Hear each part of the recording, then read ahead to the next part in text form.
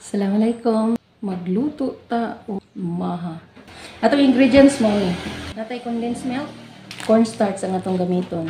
Mais, iba.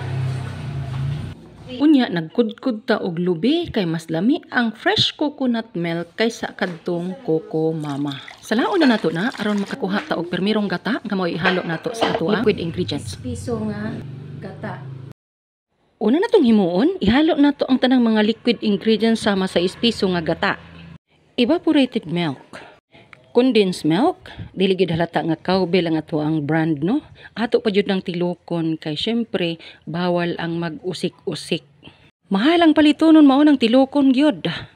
Corn kernel lang ako ang gigamit, then asukar, ang gihalo nga asukar is pula. Okay-okayo na, imikos-mekos nato aron mahalo ang tanang ingredients. Unya, ihalo na natong daan diha ang ato ang grated cheese. Aron mahimong cheesy maha blanca ang ato ang lutoong maha blanca.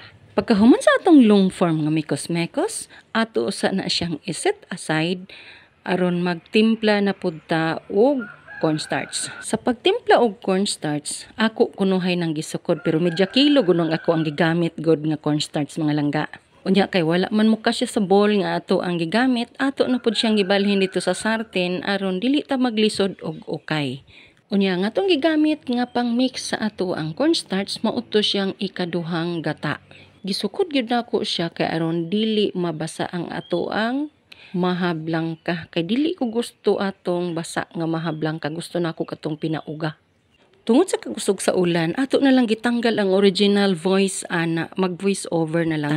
So mikos-mekos na naman ta para ma-dissolve ang cornstarch nga powder. So after sa tanang proseso, limpyuhon nato ang dapat limpyuhon aron makasugod na ta og luto. And finally, makaluto na gyud ta. Ihalo nato ang cornstarch dito sa katong tinimpla na natong daan nga liquid ingredients.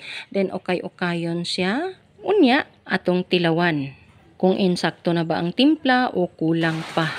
Aron makadugang tangdaan mintras liquid pa ang ato ang maha blanca. Kay kung unya at mo timpla ana kung gahi na dili na ma-dissolve ang asukar nga atong idugang. Itak-ang na nato na ang sistema sa atong maha blanca, hinay lang ang kalayo, then permintihon og ukay aron dili mo dikit ang ato ang maha blanca didto sa ato ang kaldero nga gigamit kay kung mudikit na siya, pangit ang resulta sa atong maha blanca ug pait ang iyahang lasa. So after sa 15 minutes nga atong pagluto, nahuman ra gyud ta. Ibalhin dayon nato na isa sa mga container nga atong gi-prepare ng daan. So after sa pag-flat na to sa ato ang maha, ato na dayon ng kudkuran og cheese aron mas cheesy jud ang ato ang maha blanca. After sa ato ang pag mekos-mekos kaganina, mauna na ang ato ang naluto.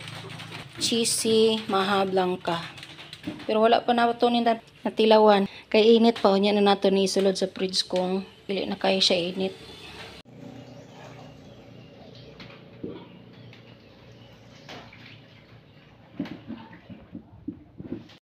Ano na, luto na.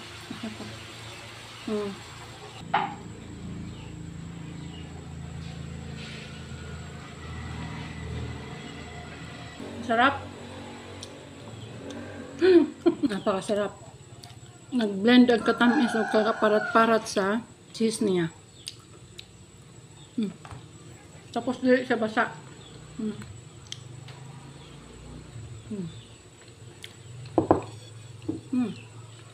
Pwede na magnegosyo.